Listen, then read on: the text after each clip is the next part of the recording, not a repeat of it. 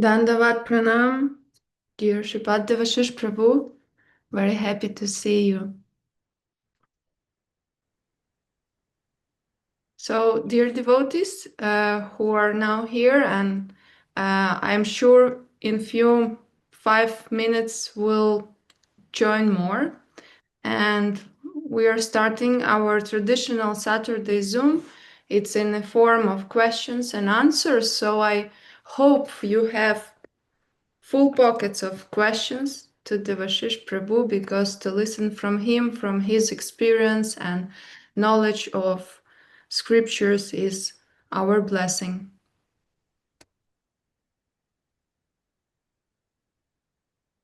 So maybe someone can ask something already, or if not, I'm sure Devashish Prabhu will just share with us what is going on now here in his devotional life in London. 2 temples they have, and about such a special time, Kartik Vrata.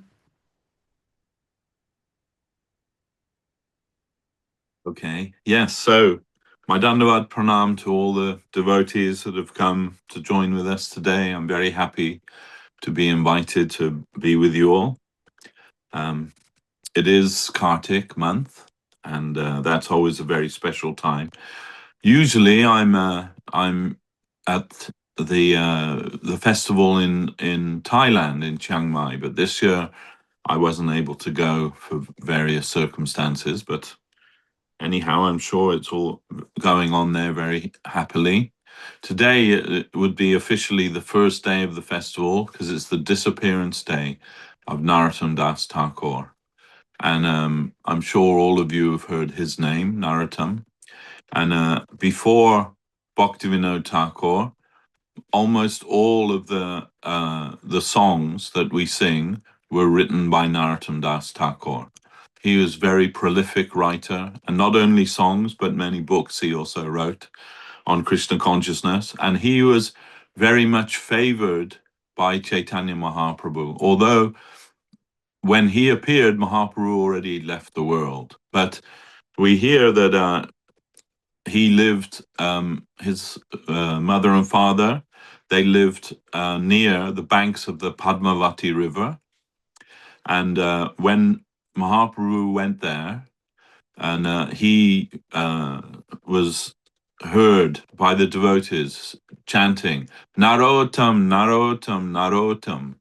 And none of the devotees could understand why he was calling that name, Narottam. And he bathed in the Padmavati River. And then some years later, Narottam was born. And in a dream, when he was a young man, a teenage man, in a dream, Nityananda Prabhu appeared to him and said, Mahaprabhu has left a great treasure for you in the Padmavati River. So we go there and bathe. And so Narottam went there. Before going there, his complexion was very dark. He was a very dark-skinned man. And but when he bathed in the river, his color changed to the same color as Mahaprabhu, golden complexion of Mahaprabhu. And when he came out of the river, he was infused with Krishna prema. And he was a contemporary of Srinivas Acharya and Shamananda Thakur. They were great friends, and they were also charged with bringing the books or the writings of the Goswamis from Vrindavan to Bengal. And that's a whole other story. But if you remember that in those days, there weren't printing presses. So if you had a book, if you wanted a copy of that book, someone would have to physically write that book by copying the original. And so that was a great task. All of the writings of Rupa Goswami, Sanatana Goswami, Jiva Goswami, and so on, they were all copied in Vrindavan. There were people there, that was their livelihood, was copying books. And those books were taken by Narottam Srinivas and Shamananda from Brindavan to Bengal, to Navadvip. And there they held the first great festival of Gaura Purnima in the village of Keturigram. And at that time, Nityananda Prabhu's wife, Janava Devi, she was still living, and she was honored as the greatest Vaishnavi at that time. She was given the seat of the Acharya there and worshipped by all of those devotees, and many of those devotees installed deities in various temples there. So it was a great festival, and Narottam, he oversaw that festival. Where he lived after that, he initiated many disciples, but the local Brahmins were against him because he wasn't a Brahmin himself. His family were what's known as Kayasta. Kayasta is a particular caste in India, and Bhaktivinoda Thakur came from that same line of Kayasta, as did Bhaktisiddhanta Saraswati Thakur, also being the son of Bhaktivinoda Thakur. And so in the hierarchy of the caste system, Kayasta are considered to be a kind of Shudra. That means low class, excuse me, but generally they're wealthy landowners. And so the local Brahmins objected to Narottam giving initiation to those who were born as Brahmins. And so it was great opposition to him.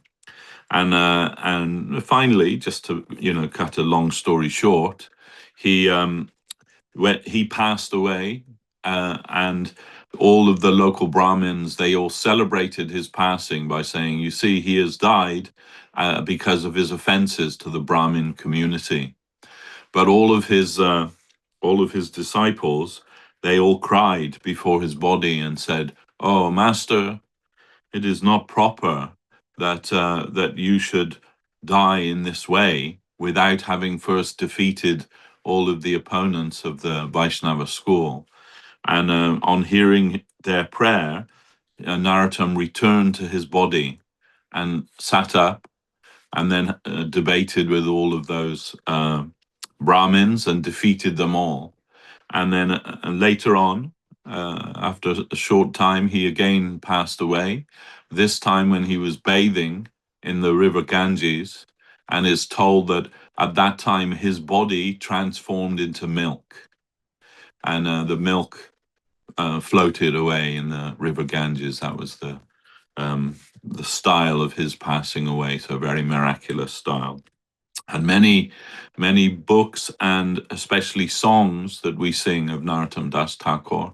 But his very famous songbook is called Prarthana, and many of those songs are featured in our Gaudiya Gitanjali, the songbook of Chaitanya Saraswati Mata, and we sing those every day. And today is his disappearance day, so I thought it would be proper to say something in his honor, and we pray for his grace upon all of us. He was also a reformer of his time. I heard, I'm not sure how true it is, but I heard that before Narottam, the Vaishnavas, they would brand the tilak on their body with hot irons in those places, and he introduced the wearing of gopi chandan, the clay from the river Jamuna, rather than branding, hot iron branding. I believe that to be the case. So it reformed in many ways different aspects of Gaudiya Vaishnavism. So today, his disappearance day, and generally the beginning of our Kartik festival, the beginning on Narottam's disappearance and ending on the appearance day of Srila Sridhar Maharaj, our Guru Maharaj, which will be, I think, on the 20th, maybe, it's a Wednesday anyway, I remember. Anyhow, so that's this next week coming up, and many holy days in this month. So maybe there is some questions now, perhaps. Yes, I hope, because I see that devotees are coming and coming, and I will make sure that everyone will also listen to the beginning, which they missed, because when you mentioned how Narottama Dasa Thakura bathed in the river and his skin color changed, I had goosebumps, and I never heard that, and dear devotees, please, happy to see you. I know it's maybe not much of us today because everyone is following Govinda Farm Festival. For example, me, I couldn't sleep because I couldn't stop listening to Rai Kishore D.D. Lecture also. So I hope all of you are more diving into devotional life in this month, and so that's why please ask question. Don't be shy.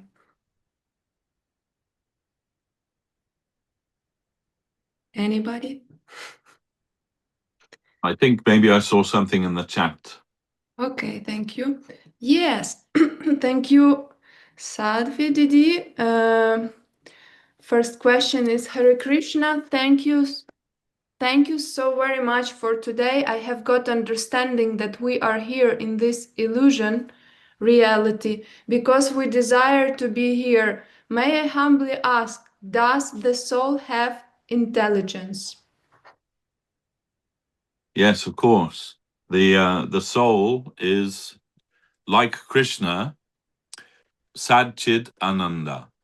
That means that he is eternal and embodiment of truth, Sat, and Chit, full of consciousness. He is conscious and has Anandam. Anandam means joy or bliss. So we can say, because Krishna, he is called Satchidananda Vigraha. That means the embodiment of those qualities, Sat, Chit, and Ananda. And in our minute way, we are also possessing those qualities. And we can agree, Sat, yes, we know, we believe that we are eternal. We feel it. We feel we are eternal beings. And Chit, we are conscious, as um, Descartes said, I think, therefore I am. So we are aware of our own existence. That means Chit, we are conscious. But Anandam, there we fall down. We are lacking Anandam, or we are searching for Anandam. Everyone is looking, where is Anandam? In other words, where is pleasure? Where is joy? Where is happiness? Where is fulfillment? All of these things together can be translated as Anandam. And Krishna is the embodiment of that Anandam. So Guru Maharaj, Srila Sridhar Maharaj, he says that we are all searching for that, but we are all looking on the outside. But rather, we should be looking within, because that Anandam is already there within our soul. And Anandam, in Guru Maharaj's words, Guru Maharaj says, Anandam is the food of the soul. So just as our body has food, needs food, so our soul also needs some food.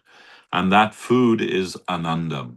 Anandam, or joy, or bliss, or ecstasy, happiness, fulfillment, all of these things, that is the food of the soul. So Guru Maharaj says, to exist without any purpose is a useless waste of time. So we are all existing, and everyone, whether they know it or whether they don't know it, everyone, and no one can deny, is searching for Anandam, searching for joy, ecstasy, bliss, fulfillment. And we're all looking outside. We're all looking. Maybe we'll find it with this, in this or that, or this person or that person.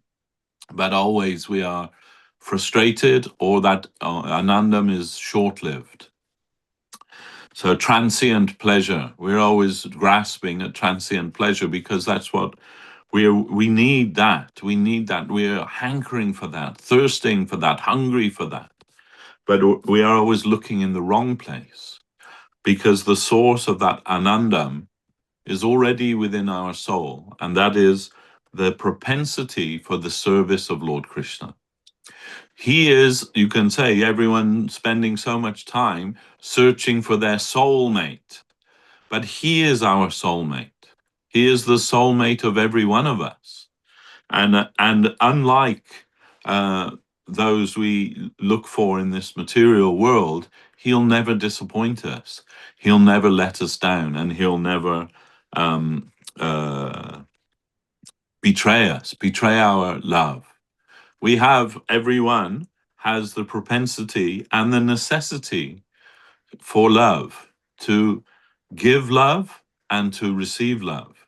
And we cannot live without that. How many movies and books and songs are written about love? And what is the most captivating theme of love? Unrequited love, where the lover and the beloved, they come together for some time, and then under some circumstances they're separated, and everyone is crying, oh, why they will not find their love, well, they will not find their love. Because that's the nature of this material world, that love will come to us, perhaps, but it will only be short-lived, and it will always be disappointing. But Krishna is always waiting for us to offer our love to him. And for that reason, he has given us free will. So as our questioner said at the beginning, we hear that we have come to this material world because we desire it. Well, yes, that is one of the qualities of our soul, is that we have desire. But that desire is for ananda. That desire is for love. And so, you can say we are captivated by the glitter of this material world. And so, leaving our eternal prospect for the eternal world, we come to this material world thinking that we will find those things here. But we find that we are always disappointed. And even if we find that, even if someone, and we hear that sometimes people find that perfect person for them, that perfect relationship for them, even if that happens, which is a very rare thing, generally we settle for something. But even if you find that person of your dreams, eventually that will be ripped away from you by cruel death. Either you or they will die, and you will be separated, who knows, maybe forever. So that is our mistake, to try to find that here in this material world. But if we offer with our free will, our love to Lord Krishna, he will reciprocate with us. And he will never say, oh, I have no time for you. He always waiting for us. He has that quality and qualification that he can reciprocate with every one of us in fullness. So Srila Maharaj says, every atom of our being, that the corresponding fulfillment of that we will find in our relationship with Lord Krishna. And that relationship is through service. And service to Krishna necessarily means to serve his servants. So Srila Maharaj would quote the English saying, if you love me, love my dog. So that means if you love someone, you have to love everything about them, even their dog, you have to also love. And so not to equate the Vaishnava with dog, but the Vaishnava is the beloved of Krishna. And so if we can love and serve Krishna's beloved, the Vaishnava, that means Guru and Vaishnava. If we can make a connection with them and connect with them in the line of service, then we will begin to feel that loving reciprocation from Lord Krishna.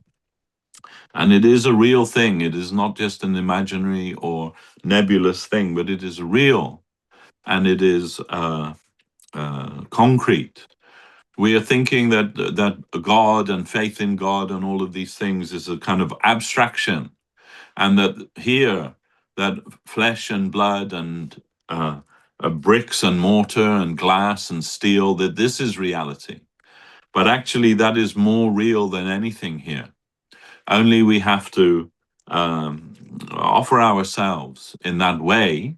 Then the veil of illusion, which now covers us, which makes us think that this material world is somewhere worth living, that will fall away, and we will see reality. And once we have been able to shed our mistaken identity, our false ego, we will see the smiling face of Krishna there. And then we will see that this is the truth, not only a matter of faith in as much as, I have faith in this and I have faith in that and this is my faith, but actually reality. You will see reality. And as Srila Sridhar Maharaj has told us, reality is beautiful. Reality is dancing. And we can also join in that eternal dance with Lord Krishna and find our anandam, our bliss, our fortune, our fulfillment forever. That is only possible with Lord Krishna. So the soul has intelligence, the soul has everything. It is everything that we have now, it has, but in its pure form. Spiritual intelligence and feeling, willing, and thinking that we all possess now, but there it is pure. And when I say there, I don't mean that, we have to go somewhere to experience that. Only we have to allow ourselves to enter into that domain, that plane of sacrifice. It is necessary for us to sacrifice something of ourselves, actually all of ourselves ultimately. But that is a very joyful thing. Srila Sridhar Maharaj said, sacrifice is joy. And if we can somehow or another understand that, even a little bit of that, then we are on our way, going in the right direction at least. Even if we know who we are and what are our shortcomings, if we can aspire for that and worship that principle as being the ultimate fulfillment of our life, our aspiration for that, then Krishna will come and help us. As much as we can reach for him, he will extend himself to us.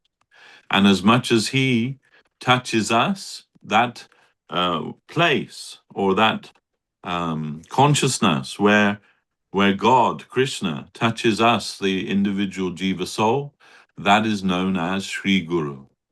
Sri Guru is the principle of Krishna's grace to the living entities here in this material world and the spiritual world also. Sri Guru is there. Even in the spiritual world, everyone has their master or their mistress. No one independent. So anyhow, this is in maybe a long-winded answer to the question, but yes, the soul has intelligence, perfectly pure and unbridled spiritual intelligence. That's called raga. Raga. It means soul's inspiration for the service of the Lord. Then when that awakens within us, no rules, regulations, anything necessary for us. But until then, we shall try our best to follow the rules and regulations of the scripture and be dutiful servant. Try to be a dutiful servant. Try to understand what is your duty and follow that. Okay, so that's the answer to that question. I hope it's okay. It's amazing answer. And Sadhvi D.D is adding to that question. May she humbly ask, is love that we thinking or talking about is the same love which is mentioned within the spiritual world?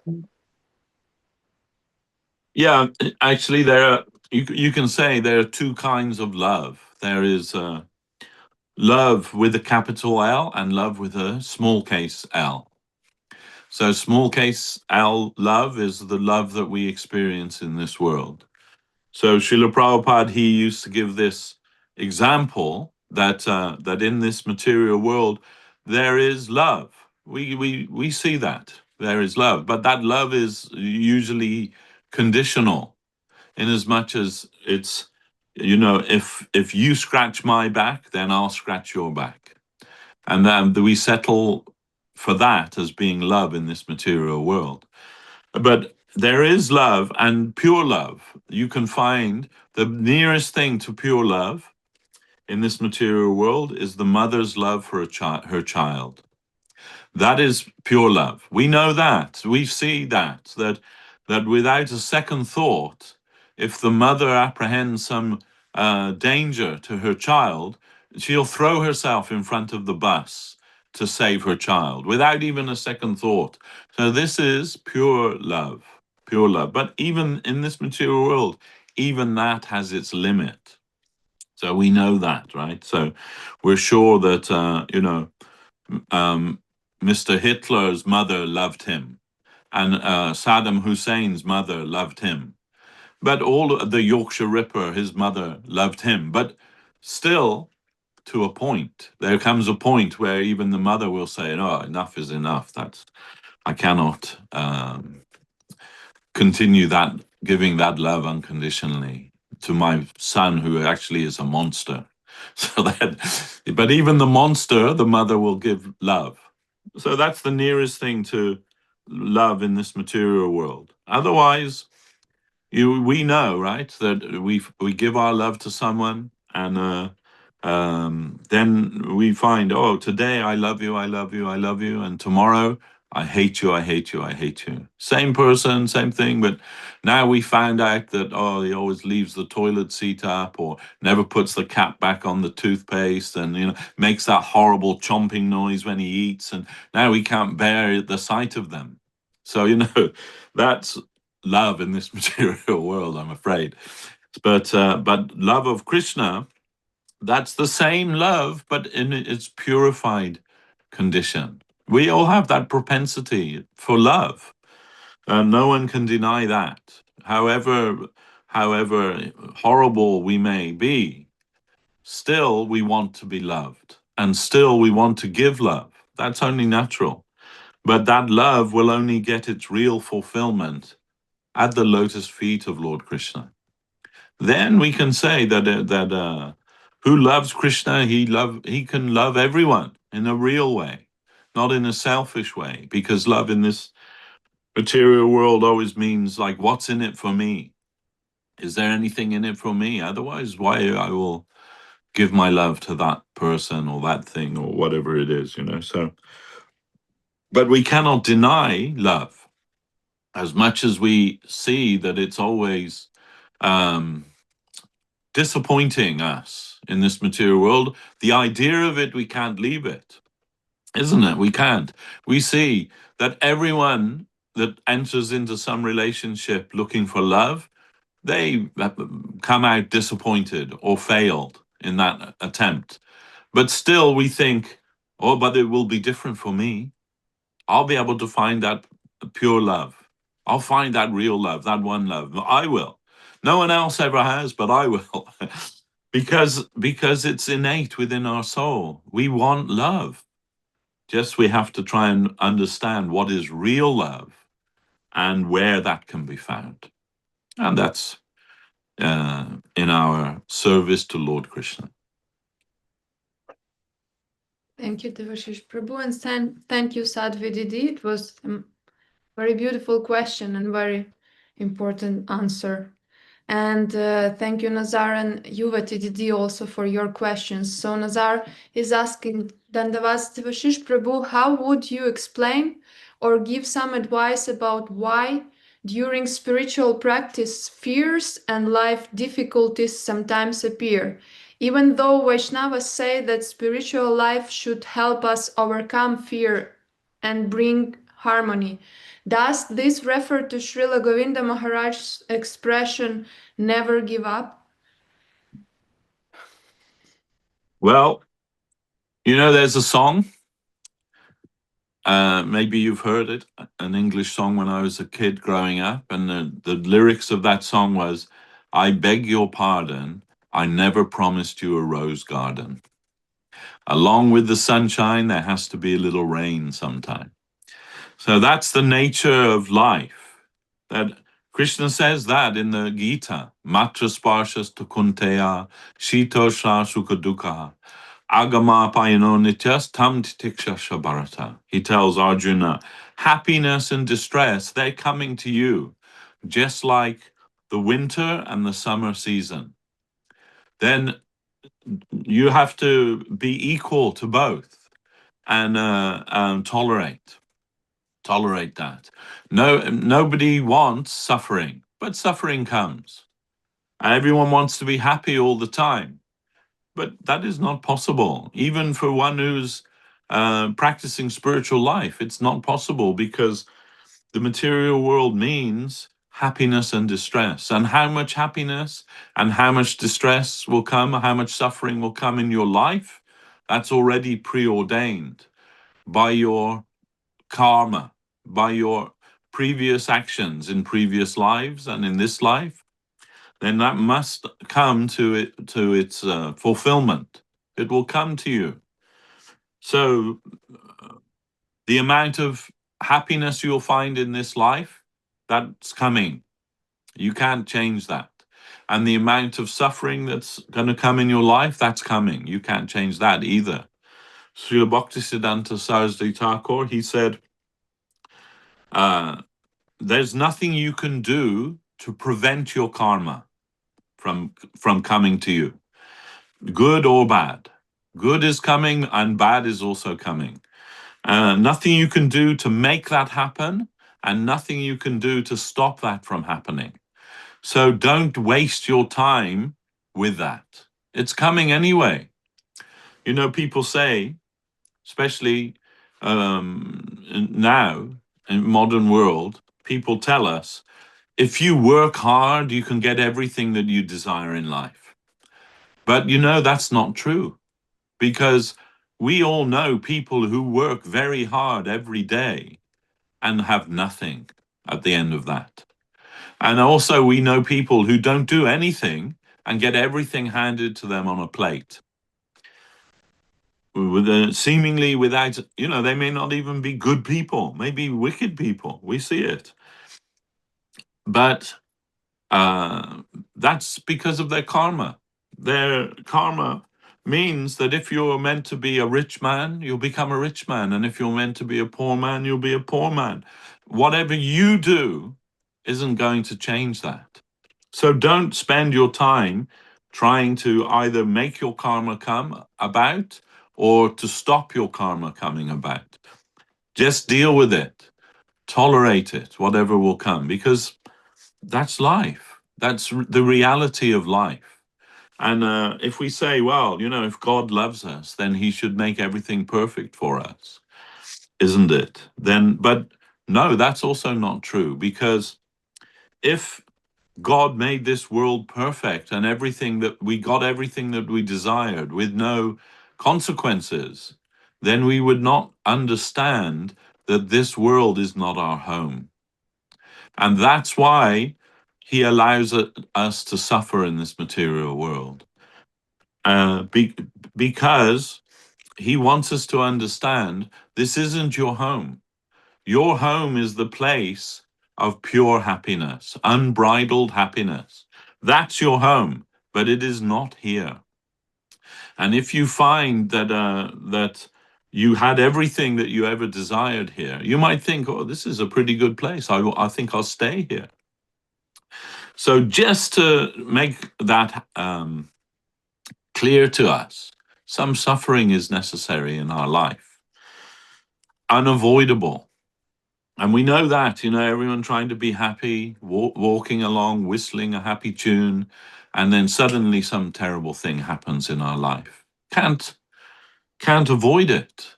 We know that. So then but that's only not because God is cruel or that he likes to see us suffer, but rather he wants us to understand this is not your home. You should not aspire to live here. That's a mistaken ambition to try and live here and make your life perfect here.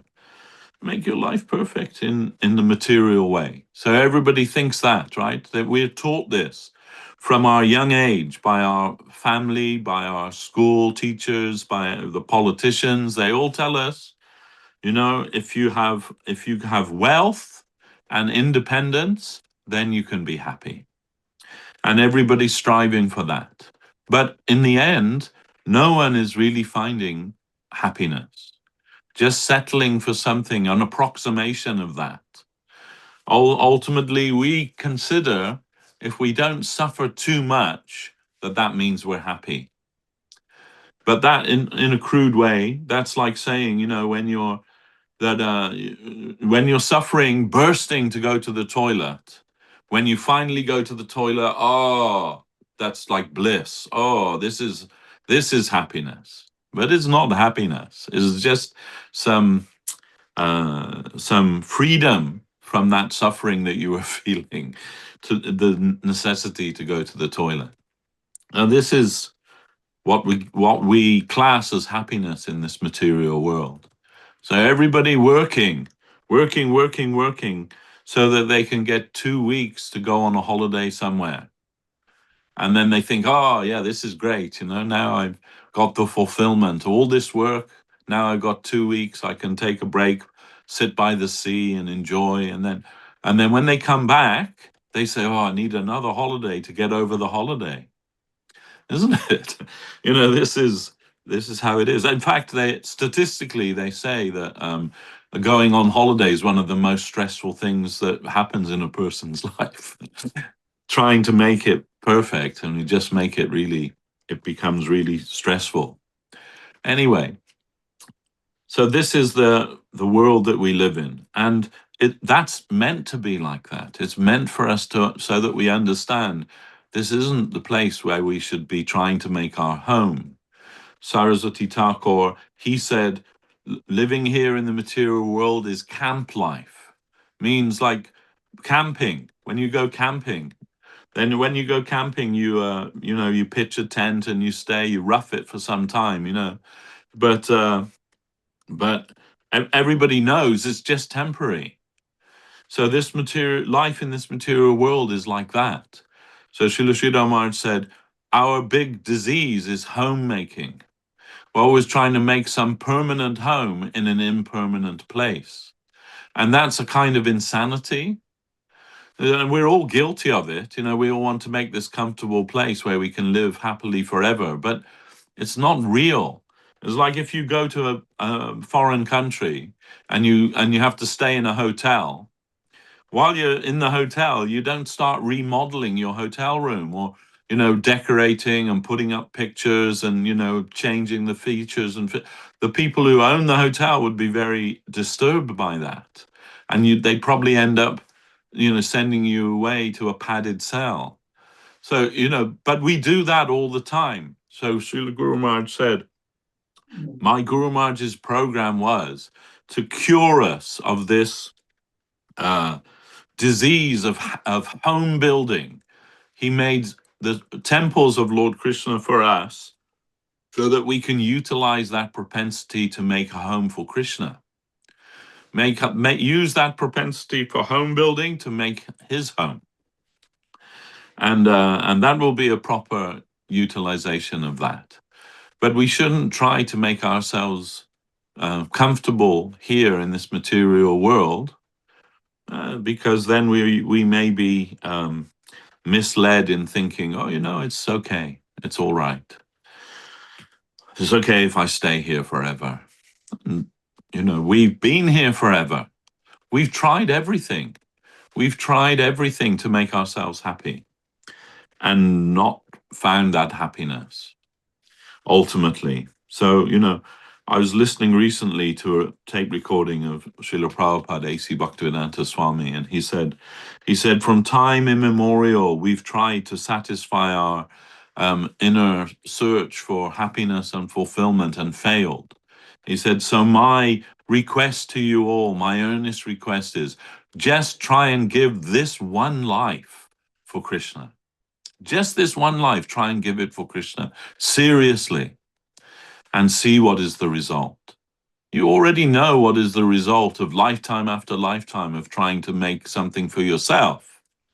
But if you leave that and try to give yourself for Krishna, just one life, try and see. And earnestly he said that, and you could see, very in a pleading way, he's saying that. But we are in a difficult situation because this is, according to Bhaktivinoda Thakur, this is one of the four anarthas suffered by the aspiring devotee. There are four anarthas. Anartha means unwanted things in the life of a devotee. The first one is misidentification of the self, thinking that we're this body and that, everything related to that is who we are, all the opinions that we hold and all of these ideas that we have, that makes up who we are. And we know philosophically, no, I'm not the body, I'm not the mind, I'm the soul. But when we look in the mirror, we still think it's us that we're looking at, isn't it? So that's the first thing. And then the second thing, the second anartha, is the desire for to enjoy the things of this world. That's an anartha, thinking that these things will give us some kind of satisfaction, well, whatever that may be. And the third, that is aparad. So third means offense to that which is holy, which is sacred, which is divine. We know, right? So many offenses. 10 offenses to the holy name, offenses to the holy Dham, offenses to the Vaishnavas, offenses to the service of Lord Krishna. So many offenses. And we cannot avoid that. And that is the third. Then the fourth anartha, which is the most difficult, in my opinion, that Bhaktivinoda Thakur calls that weakness of heart.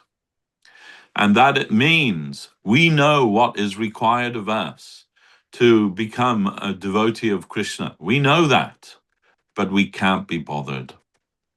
That's the actual truth of it. I know what I need to do, but really I can't be bothered. I got more other things that I want to do instead. I'm ambitious for so many things in this material world. I know what I should do, but you know what? I can't be bothered. That's very difficult for us to overcome that weakness of heart. So, but it's not all, it's not all doom and gloom that, okay, well, might as well just forget it because there's so many things to prevent us.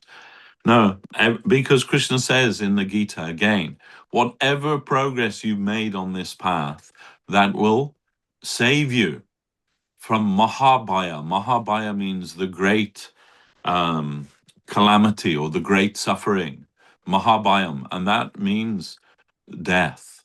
It will save you from death because Krishna says, who understands that my janma, my birth, and my karma, my activities, if you can understand and believe that my birth and my activities are not the same as your birth and your activities, that they are dibyam or transcendental, if you believe that, if you truly understand that, you don't have to take birth in this material world again. But so it means by our own effort, we may not get very far, but we are dealing with a personal absolute. And that personal absolute is the most loving and sympathetic and kind and beautiful Lord. And he loves us more than we can love ourselves. So he didn't create us just to suffer in this material world. He created us to live a life of love with him eternally. So although we may not be very strong, and by our own attempt we may not get very far, he will do what's necessary to bring us to him. And as I get older, I believe this more, that he is so kind, so much kind to his devotees that we cannot even conceive how kind and how merciful he is. And that's our solace. And that's called Odarja. That's called Odarja, the distribution of his love, Odarja. And he comes to give that to everyone in the form of Lord Chaitanya Mahaprabhu.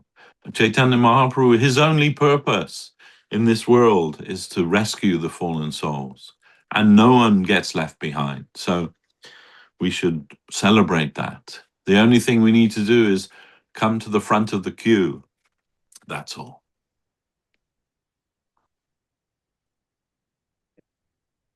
Thank you, Devashish Prabhu, and Nazar, thank you. And we have two more questions. One from Yuvati D.D, but she's asking from a name of Simheshwara Das. She is asking, how does Govinda Maharaj personify Nityananda Prabhu? Well, Nityananda Prabhu is considered to be the Adi Guru, or the original Guru. He is Baladev. That means Krishna's first expansion is Baladev. And Baladev, he is non-different from Krishna. Only difference is his complexion. Fair complexion, and Krishna's complexion dark. But he is servitor, Godhead. He is God as the servant of God. And this is the function of Sri Guru. So Sri Guru is the follower and personification of Nityananda Prabhu. Nityananda Prabhu is Krishna in a mood of distribution. He wants to give to everyone. And Nityananda Prabhu, he's even more merciful than Lord Chaitanya Mahaprabhu, because Lord Chaitanya, he has some, not much, but some restriction in how merciful he may be to the fallen souls. But Nityananda Prabhu, no such thing. If you want Krishna consciousness, if you want divine love, then Mahaprabhu will give that to you. But if you don't want that, and that counts for many of us, we know it's there, but we think we know something better. We think we can find something better in this material world than that. But Nityananda Prabhu, he won't allow that. You don't want it, you must have it. You must take it here. And in this way, he is the most merciful, Patita Pavana, that is. And Srila Govinda Maharaj, he even more merciful than his Guru Maharaj, Srila Bhakti Rakak Sridhar Dev Goswami Maharaj. He is Guru Maharaj, Srila Sridhar Maharaj, the personification of spiritual grace and mercy. But he also some little bit conservative in his approach, a little bit restrained in his giving of that. He wants to see you have some quality and qualification to receive that first. But Srila Govinda Maharaj, he doesn't care for that. You can have it. You may, whoever you may be, I don't care. You take it. And he wants to give that to everyone. Once I heard him, he said, if I would tell everyone what is really Krishna consciousness, then everyone would go away. But I don't want anyone to go away, so I'm not telling. I'm not telling that. All I am saying is receive this grace of Guru Maharaj. So even though Guru Maharaj may be a little reticent in his giving of that, Srila Govinda Maharaj is the distributor of that. And we know that from our own experience, our own life experience, that Srila Guru Maharaj, he was heard to say, when we came to him in the 1980s, wanting to be his disciples, he was heard to say, I'm at the fag end of my life. How much longer I will live, I do not know. Who will take care of them when I am gone? I cannot think. But then Srila Govinda Maharaj said, Maharaj, I will take care of them. They have come for you, for your grace. So you be gracious and merciful to them, and I will take their responsibility. So this is like Nityananda Prabhu. Mahaprabhu wants to punish Jagai and Madai for their offense. But Nityananda Prabhu, although they struck him, did harm to him, he stood for them. No, you cannot do that. You are not Chakradari anymore in this Kali Yuga. You're not the wielder of the Sudarshan Chakra. In this age, your weapon is Nama Sankirtan and grace. So give that to them, not punishment. Don't kill them, just kill the demonic nature within them. Make them devotees. As everyone is a devotee. So we see in the person of Srila Govinda Maharaj that he is like that.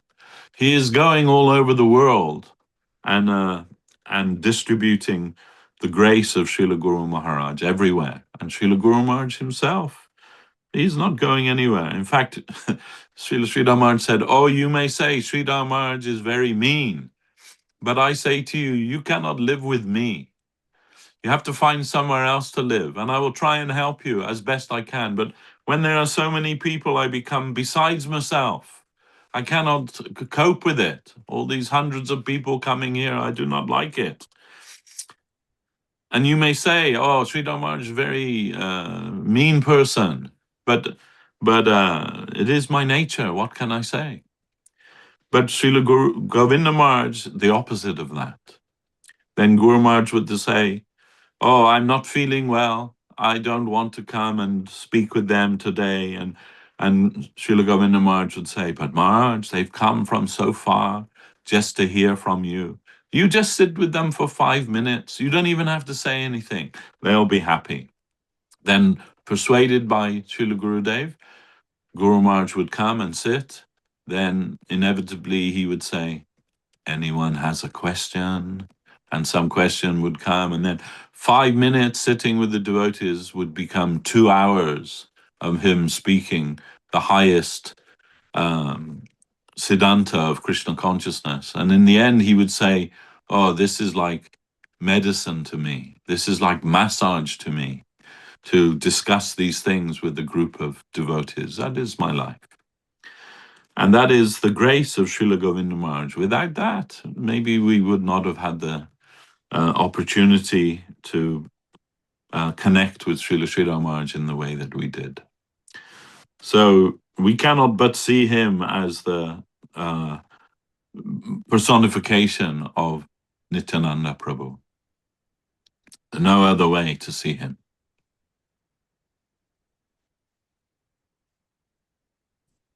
Thank you. And last question, probably, if not, I will be happy if we will have like 10, 15 minutes more than usual. And question is from Tungarasa D.D. Humble obeisances, dear Sripad Devashish Prabhu and dear devotees. How can we give our heart and not only our mind? How can we distinguish when our attempts is coming through the heart or only through the mind? Well, Srila Govinda Maharaj would say to us, is it emotion or is it devotion? And if it's emotion, then we have to transform that into devotion. But it is not always easy to see the difference between them. But it doesn't matter. That the slightest connection with Krishna and Krishna's devotees and Krishna's service will give us our highest benefit, even if our motivation may not be pure. And let's be clear that when we come to Krishna consciousness, our motivation is never pure. It is not pure. It is selfish, self-centered. When we come and we hear about Krishna consciousness, our natural response is, if I take up this path of Krishna consciousness, will it benefit me or not?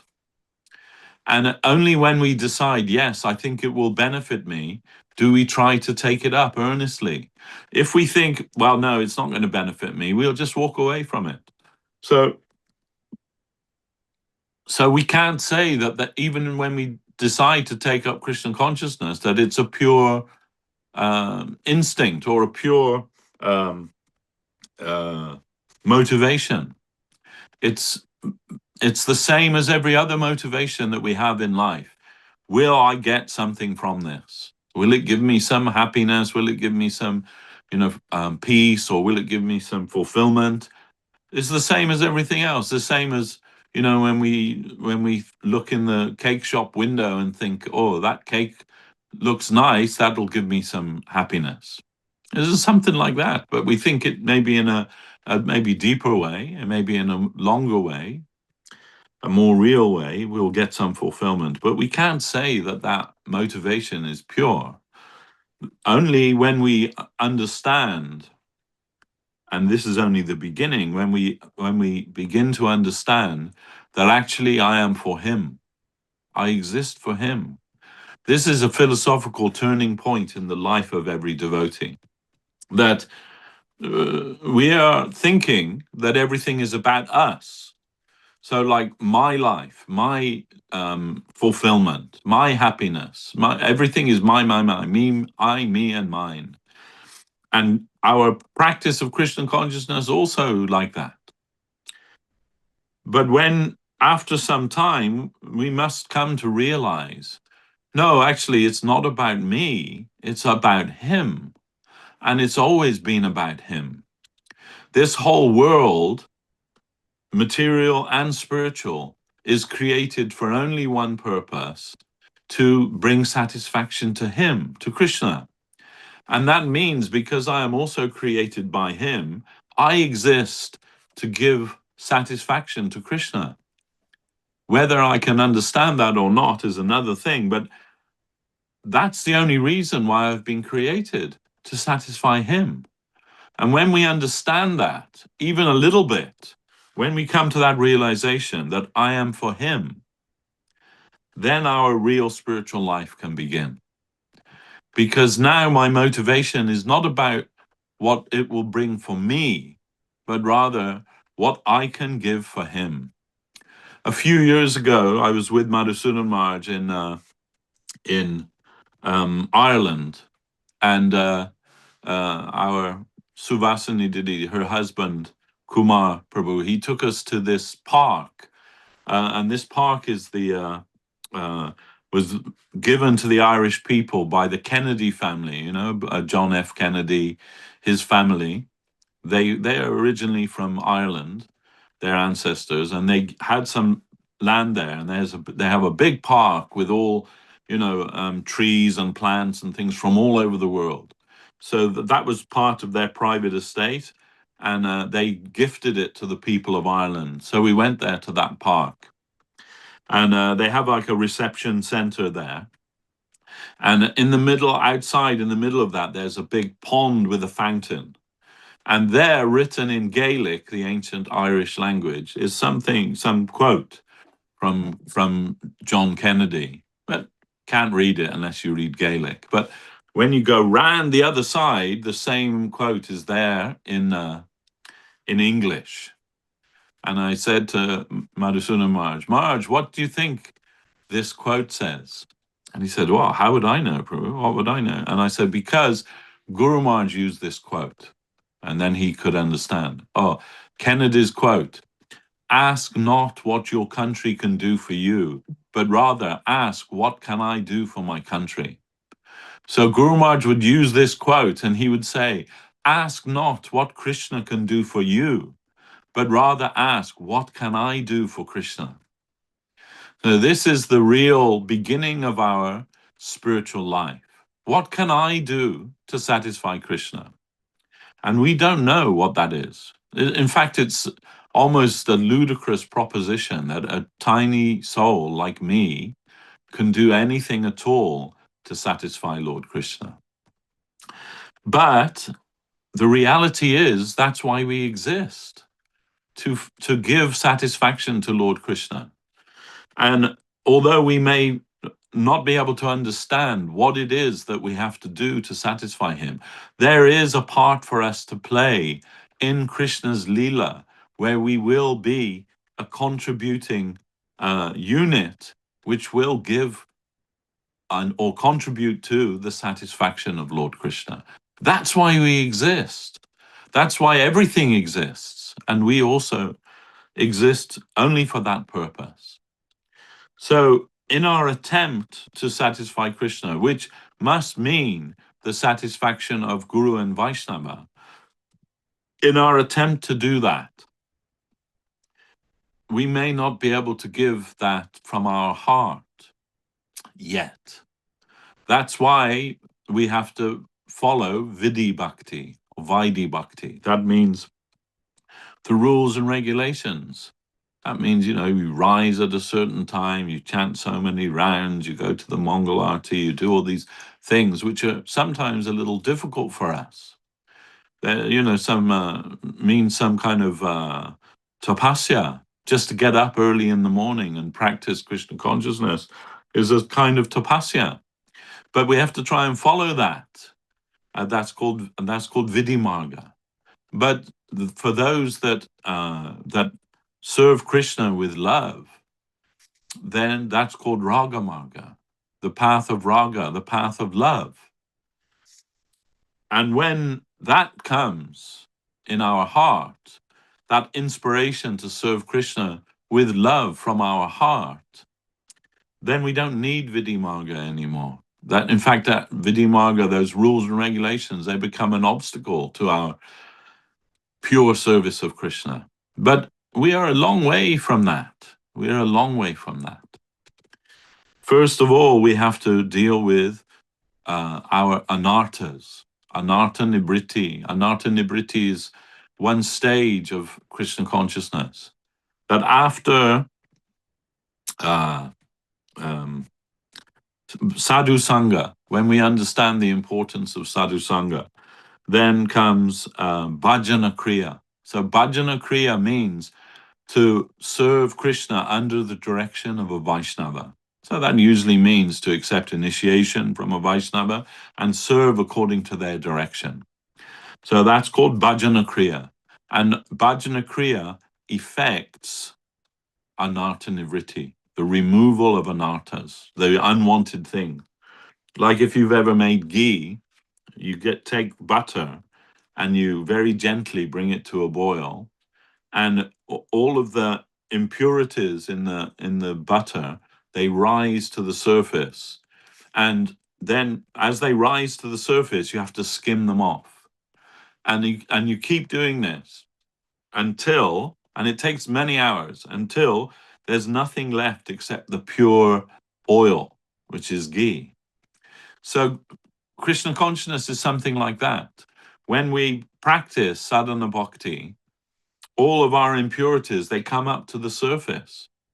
If you don't skim them off and rid yourself of them, they just go back down into the oil again and come up at another time. So we have to deal with that. It's called anartha nivritti. After anartha nivritti, then comes nishta, means the firm faith in Krishna consciousness. But the journey from bhajana kriya through anartha nivritti to nishta, and this isn't even, we haven't even got to the stage of love, of bhava bhakti. We've just come to nishta, firm faith. That is huge. That distance is huge. That is our main thing that we're trying to accomplish. And that may take many lifetimes. We have to be prepared for that, in it for the long run, however long it may take. We have to be prepared for it, and assume that it's going to take a long time. But however long it takes, we're ready to carry on. We're ready to carry on, and keep going, keep going. And in the association of the Vaishnavas, we find that that journey, long journey, becomes less difficult when we're with good friends and good company. It becomes less difficult, that journey, but still a long journey. And even sometimes we have to go alone. There may not be any association, but still we have to go forward. So this is the real thing. We must always go forward. We must always be striving to do better in our Krishna consciousness. Cannot rest on your laurels. Srila Govinda Maharaj used to say, when you're riding a bicycle, you have to keep pushing on the pedals. As soon as you take your feet off the pedals, eventually the bicycle stops and you'll fall off. So, but the only way to remain on the bicycle is to keep pedaling. You have to keep going forward. So you might be able to freewheel for a little while, but eventually the bicycle will stop and you'll fall off. So the same in Krishna consciousness. You have to keep pushing forward. You have to keep going forward. It doesn't mean you have to be perfect tomorrow or today, but just a little bit more. Let's say, like my vow is that today I'll try to be 1% more Krishna conscious than I was yesterday. So, we can try. And if we're successful, then in a year, we should be 365% more Krishna conscious than we were a year ago.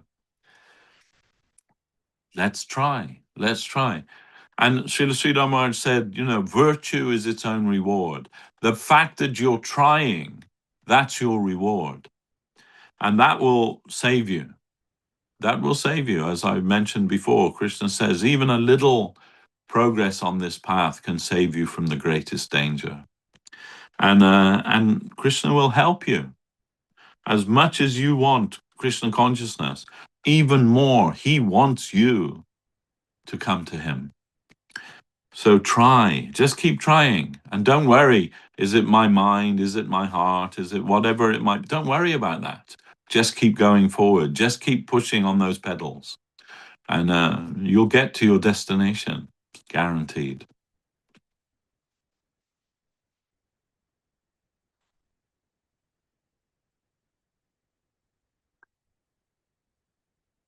I can't hear you. I think you must be on mute. Yes, thank you.